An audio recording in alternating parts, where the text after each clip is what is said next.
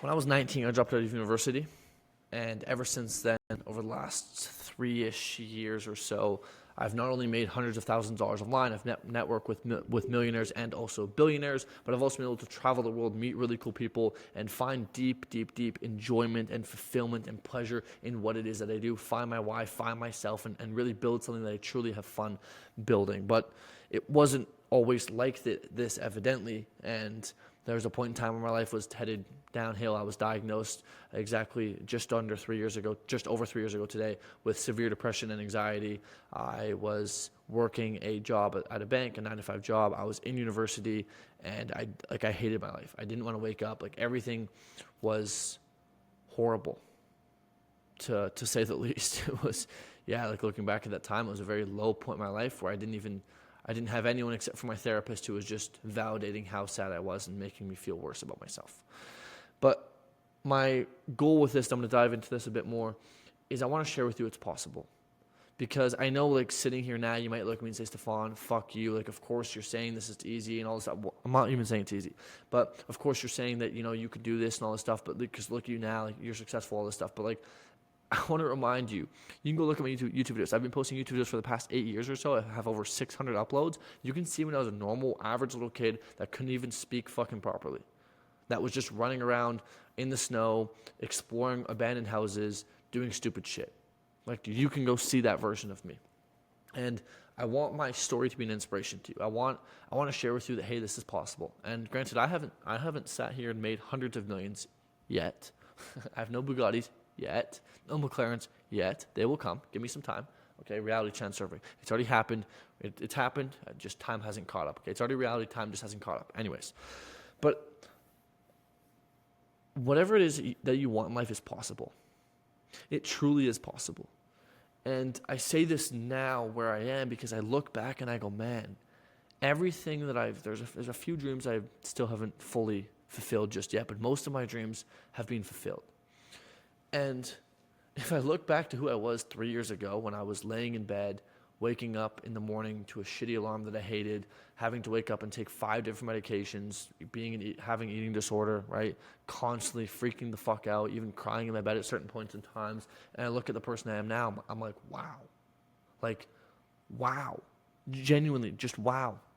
And I sit there and think to myself, if I'm able to do that, if I'm able to do exactly what I did, surely people can have a fraction of that, if not even fucking way more than I've done.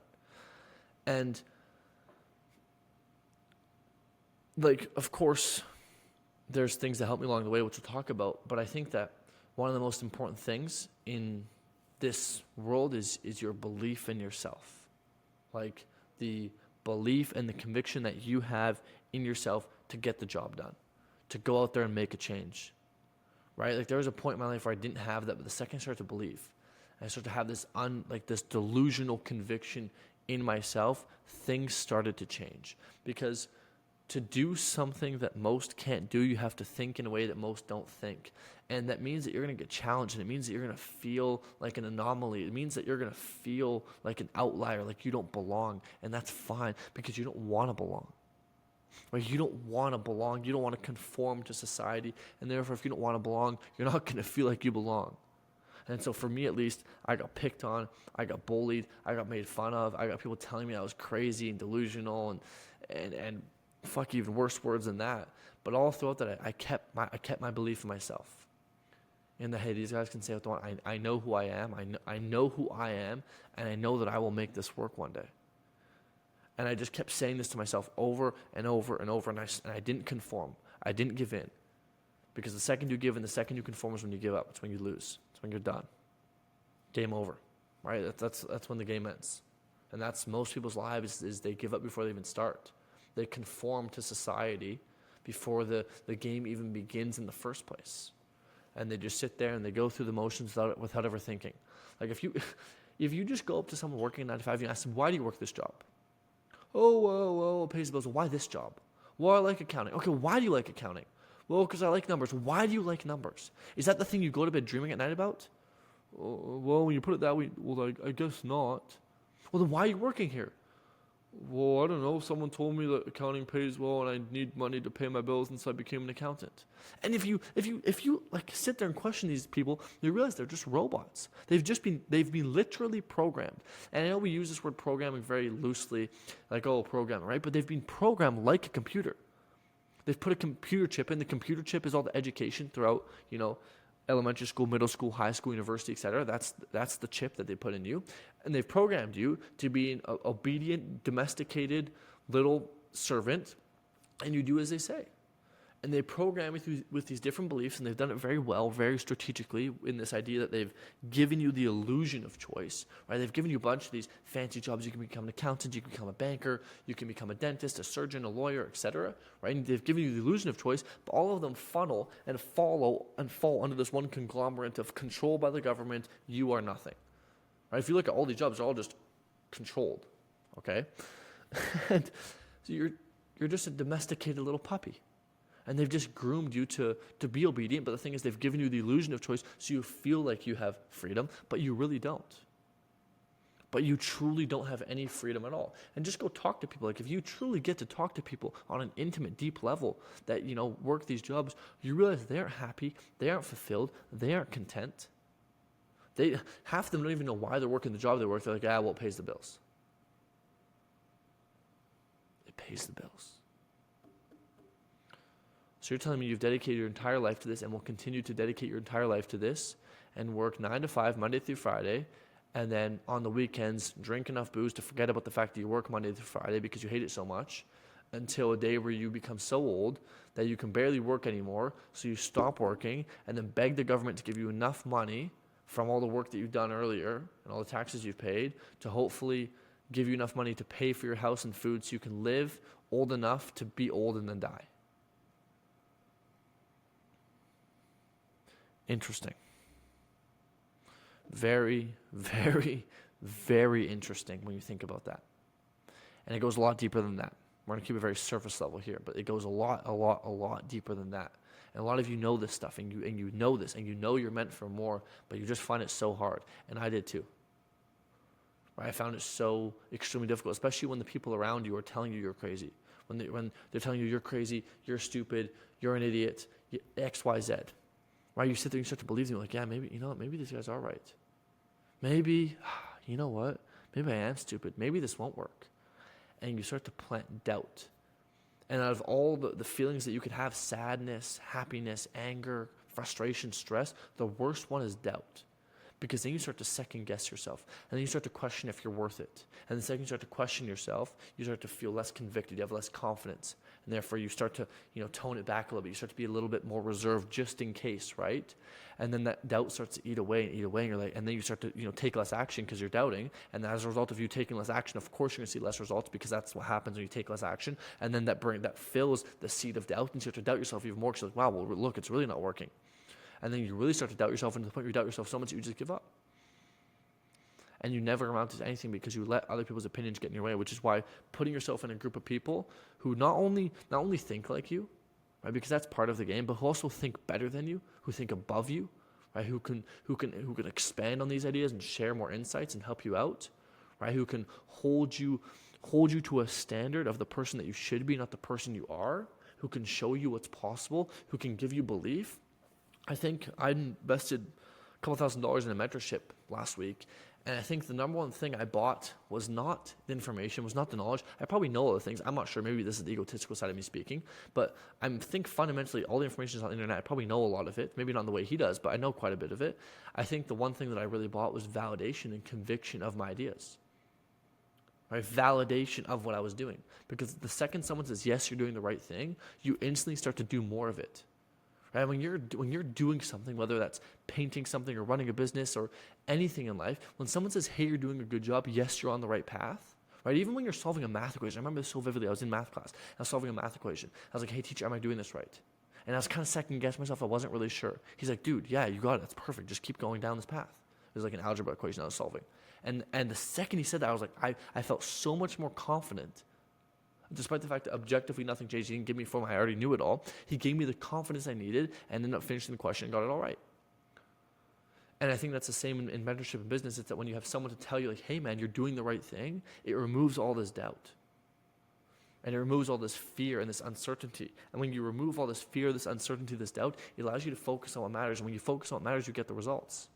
And I think that's so important. I think that's the mark most people miss out on because they try and do it all alone. They're like, oh, well, let me just try and do everything by myself. And, well, when they do that, they don't really ever amount to anything because all this doubt, right, weighs on them so much to the point where they start to believe it, even if it's just slightly, subtly 1%. If even 1% of your cognitive, mind thinks this thing, it's downhill, right? Because it starts to compound. It's 1%, and then it's 2, and then it's 4, and then it's 8, and then it's 16. And next thing you know, it's like, oh my goodness! All of a sudden, half of you is doubting yourself, and you're not even sure if you're doing the right thing, let alone in the right place, in the right time, in the right marketing. You're sitting there like, wow, man. And you just sit there and you try and talk to yourself and figure it out because you're a lone wolf, and it just gets worse and worse and worse and worse and worse. Anyways, we've gone really off track, which is why this is a rant. Okay, I like to rant late at night after I'm done on my work at 11 p.m. I like to just sit here and rant, just share my thoughts, free flow with people because I want to give you an insight into my life. I'm not trying to be very I don't edit my videos. I literally press record on Loom. Like I just sit here and I go, what do I want to talk about? I pull up Loom, I press record, and I just sit here and talk. I don't edit, I don't color grade. Straight from Loom onto YouTube just like that, right? I want to show you who I am, like the authentic side of me, so you can see me for me. Like I just want to share an insight into my life, and in hopes that it inspires you to become the best version of yourself. Like that's just my biggest goal, is I would just want to inspire as many young men to become the absolute best version of themselves, to live up to their God-given potential so they can provide and protect those around them so that you can go out there and do whatever it is you love. Because I know how hard it is when I was in that place, in that really dark place in my life, how much that sucked and how difficult it was. I know how hard it is for a lot of other people, and I don't want people to go through that, at least not alone. So I want to be a beacon of light that can, hopefully inspire people in some way, shape, or form to go out there and do the thing they want to do, right? And give you that validation we just talked about. Give you that confidence of, hey man, yes, you can do it. You can do it. You can go out there and get everything that it is that you've ever wanted. Right? You can have everything you've ever dreamed of. You can have it all. You can have every little bit of it. If we go back to this whole matrix thing, there's actually something funny. I remember and this is like, this idea of domestication is going to get very real here. I was in economics class, and I had a buddy in economics who was really smart as well. If you didn't know, I had like a 4.2 GPA on it. My school did a 4.3 GPA scale, so I had a pretty high GPA. I had pretty good grades. And me and this other buddy who had even really, really good grades as well, we always, hung out and whatnot in this class. Anyways, we once took this test. We did the test. Both felt good. Handed the test in. I think a week later, got our test back, and we noticed there's this one question we both got wrong, which is very awkward, very weird for us because typically we don't. And so we were looking at it, and we're really confused on how we got it wrong because we were both sure that we had got it right. And so we asked him, he's like, hey, come talk to me after class in my office. Okay, cool. So we go talk to him. And we're up there talking to him, explaining to him why it doesn't make sense. He's like, no. And he's like trying to explain it to us. And he was explaining it with a ton of conviction, a ton of passion, a ton of energy, almost as if he really believed this was the right answer, which he did. And we were like, but no, it doesn't, the logic doesn't add up. It doesn't make sense. So we even pulled up an online graphing calculator to pull it out for him to show him. And when we saw that, we had 3 whiteboards we were drawing on. We had stuff all over the place. It looked like a physics, mad lab. And after we pulled out the online graphing calculator and showed him, he sat there, and this is his reaction. He sunk back in his chair like this. And he went, guys, what do I do? He said, you're right. He looked at us. He said, you guys are right. He said, what do I do? He said, I've taught this class for, I forget exactly how many years. I think it was 20-something years. 20-something years he said I've been teaching this class for. And no one's ever picked up on that. I've been teaching it this way for the last 20-plus years. And no one's ever mentioned that to me. And you could just see how sad he was. That his whole life is a lie.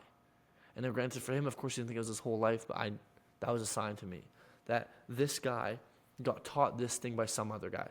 And that guy got taught it by another guy, and that guy got taught it by another guy. Right? And everyone got taught it by someone, by the first people who put it in there. And ever since, everyone just believed it because that's what they got taught. And people don't question things in school. No one else in the class questioned that they got it wrong. Why? Because they didn't even have enough conviction or belief in themselves that they could be right. And even second guess, oh, well, the teacher said this, so it must be that way. And that's how we grow up. Oh, dad said this, mom said this, teacher said this, whatever, boss said this, so it must be that way.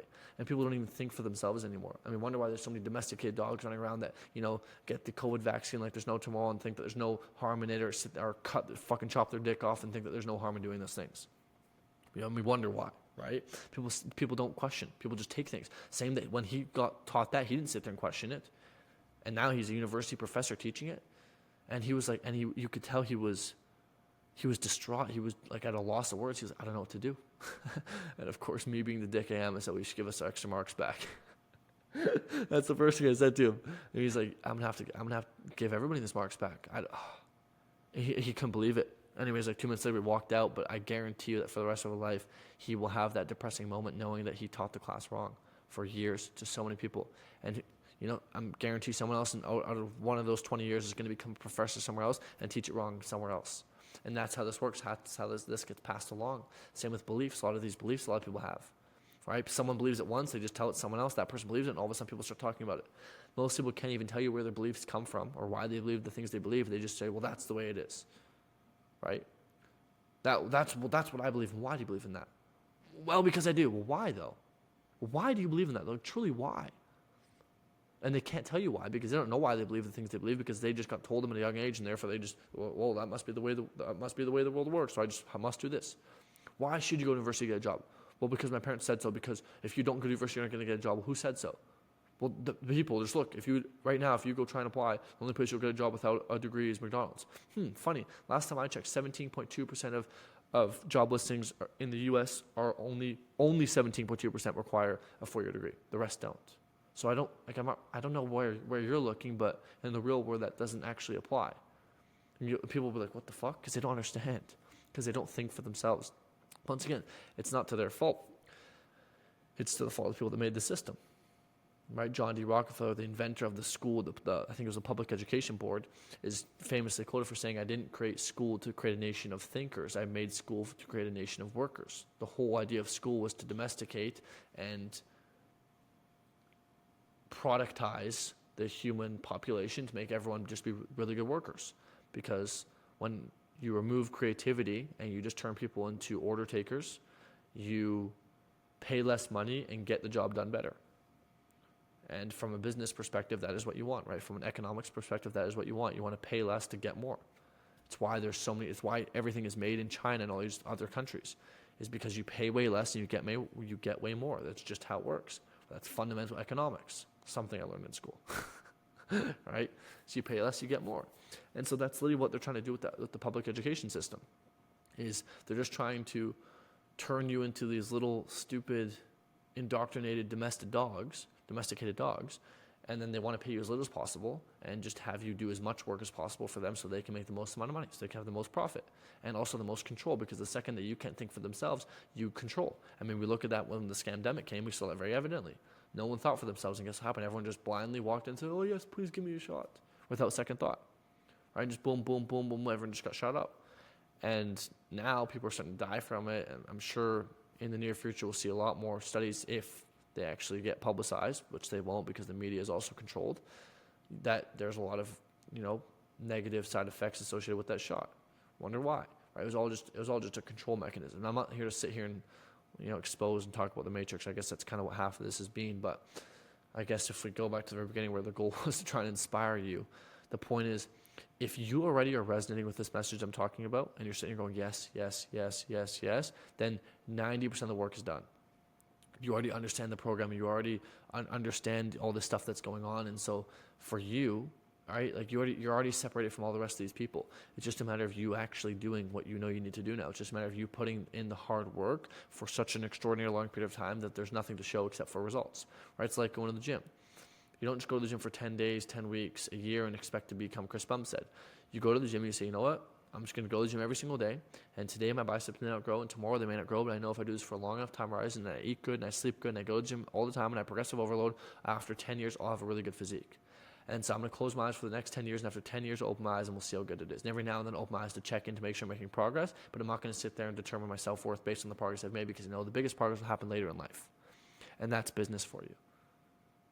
You just have to show up every single day, do the things you know you need to do, and set your timeline really, really far. right? Set your expectation for the timeline really far. Set your expectation for your inputs really low. So take action really quick, right? Really fast. But set your extend your time horizon of when you want to hit your goal, but decrease time horizon of the actions you take. And then sit there and close your eyes for the most part. Every now and then you can open your eyes and check in to make sure things are going good, that you're progressing, and then close your eyes again and just work. And granted, that's boring, and that's difficult, and you have to be patient, and it's time consuming, but it's also worth it. And so is everything good in this life.